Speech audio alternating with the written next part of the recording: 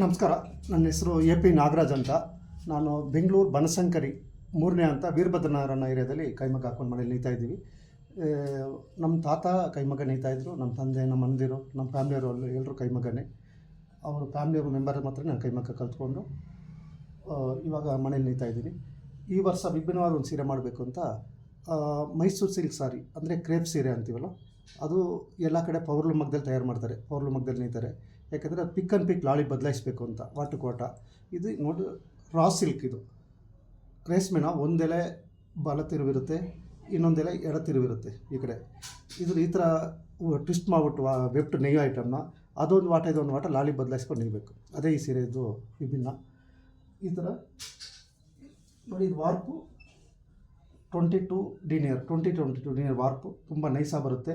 Raw silk ಇದು, ಯಾವುದೇ process ಇರಲ್ಲ, ವಾರ್ಪ್ಗಷ್ಟೇ ವೆಬ್ಟ್ಗಷ್ಟೇ ರಾ ಸಿಲ್ಕ್ ಇದು. ಇದು ನೇಯ್ದ ಮೇಲೆ ಅದೊಂದು ವಾಟ ಇದೊಂದು ವಾಟ ಅಂದರೆ ಪಿಕ್ ಆ್ಯಂಡ್ ಪಿಕ್ಕು ನೇಯೋದು. ಈ ಥರ ನೇಯ್ದ ಮೇಲೆ ಈ ಸೀರೆನ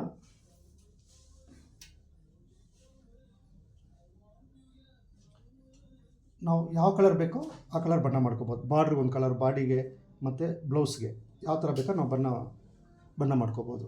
ಈ ಸೀರೆ ಕೋರಾ ಸೀರೆ ನೇಯ್ದ್ಬಿಟ್ಟು ಅಂದರೆ ಗ್ರೇ ಸೀರೆ ನೇಯ್ದ್ಬಿಟ್ಟು ಎಷ್ಟು ವರ್ಷ ಇಟ್ಕೊಂಡು 2 ವರ್ಷ ಆದರೂ ಏನೂ ಆಗೋದಿಲ್ಲ. ಕಸ್ಟಮರ್ ಯಾವ ಕಲರ್ ಕೇಳ್ತಾರೋ ಆ ಕಲರ್ ನಾವು ಬಣ್ಣ ಮಾಡಿಕೊಡ್ಬೋದು. ನಮಸ್ಕಾರ.